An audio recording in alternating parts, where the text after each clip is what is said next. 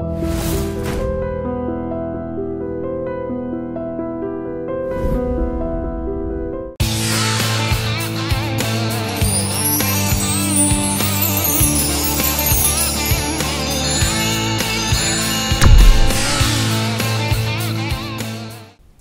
అంటే ఇప్పుడు ఒకటైతే వాస్తవం అంటే కాంగ్రెస్ హయాంలో యూపీఏ 1 యూపీఏ 2లో స్కామ్స్ అనేకం వెలుగు చూసినాయి. ఇప్పుడు ఎన్డీఏ ప్రభుత్వంలో ఒక్క స్కామ్ కూడా జరగలేదు, అదే మా గొప్ప విజయం అనేటువంటిది వాళ్ళు ప్రచారం చేసుకుంటున్నారు. దీన్ని కాంగ్రెస్ ఏ విధంగా కాంగ్రెస్లో స్కామ్లు అంటున్నారు.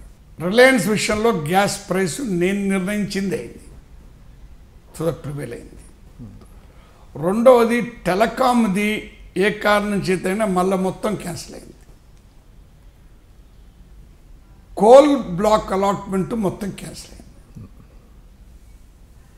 ఇంకా వేరే స్కామ్లు ఉన్నాయి, ఆదర్శ్ ఇలాంటివి ఉన్నాయి. ఇది ఆదర్శ్ బాంబేలో మహారాష్ట్ర స్టేట్ గవర్నమెంట్ తట్టి అంటే అది కూడా చెప్పుకుంటున్నారు కదా.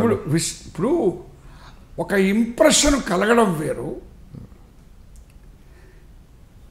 విశ్లేషణ చేసి వివరాల్లోకి వెళ్తే ఇంప్రెషన్కి పెద్ద ఫౌండేషన్ లేదంటున్నా. అయినా మన్మోహన్ సింగ్ గారిని ఒక మాట అనలేకపోతున్నారే. కానీ ఇటీవల కాలంలో అంటే మీడియాలో ఒక రకమైనటువంటి పార్టిజాన్ యాటిట్యూడ్ వచ్చేసి ఒక మీడియా ఒక సెక్షన్ అంతా కూడా ఒక party. National media particularly television media చాలా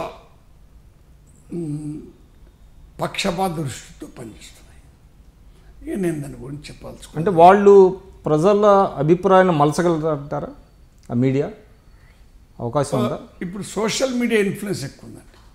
సో మీడియా నష్టం చేయదంటారా మీ పార్టీకి? పెద్దగా చేస్తుంది. కానీ ఏం చేయాలి?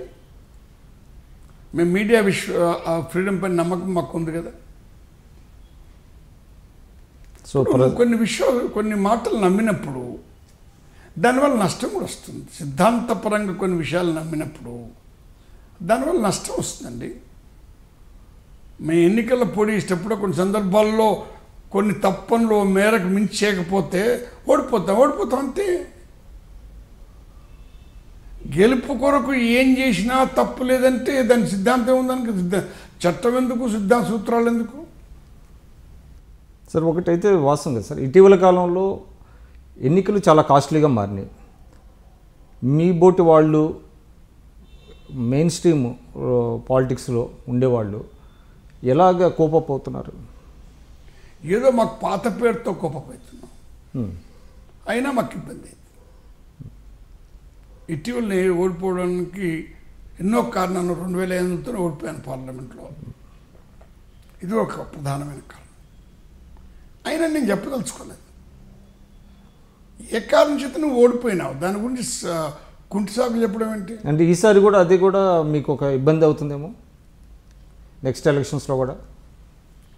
నాకు ఇంకా నాకుండే నైతిక ప్రతిష్ట కొంతవరకు కాపాడుతుందని చెప్పి ఆత్మవిశ్వాసం. సో దాని గురించి పెద్ద వరి అవ్వట్లేదు.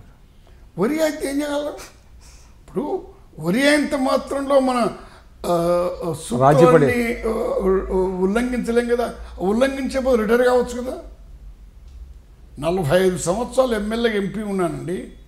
45 సంవత్సరాలు. రంగా గారు లేరు, పివి నరసింహ గారు లేరు, ఎవరు లేరు. 3 సార్లు సెంట్రల్ క్యాబినెట్ మినిస్టర్గా ఉన్నాను. అంతకంటే ఏం కావాలి? నేను అపోజిషన్ పాత్ర వహిస్తూ పాలకపక్షంలో కూడా ఒక డిసెంటర్గా ఉంటూ, కాబట్టి ఏది ఎలా జరిగినా మన పరిపూర్ణమైన సంతృప్తి నాకు రాజకీయాల గురించి, నా రాజకీయ. కానీ వ్యక్తిగత రాజకీయం ఎంత ఇంపార్టెంట్ అండి. నీ ప్రతిష్ట ఎంత ఇంపార్టెంట్ అంటే దీనికి ప్రపంచం వేనోళ్ళు పోయినటువంటి నెహ్రూ గారి పేరు మన ప్రధానమంత్రి తీసుకోడు.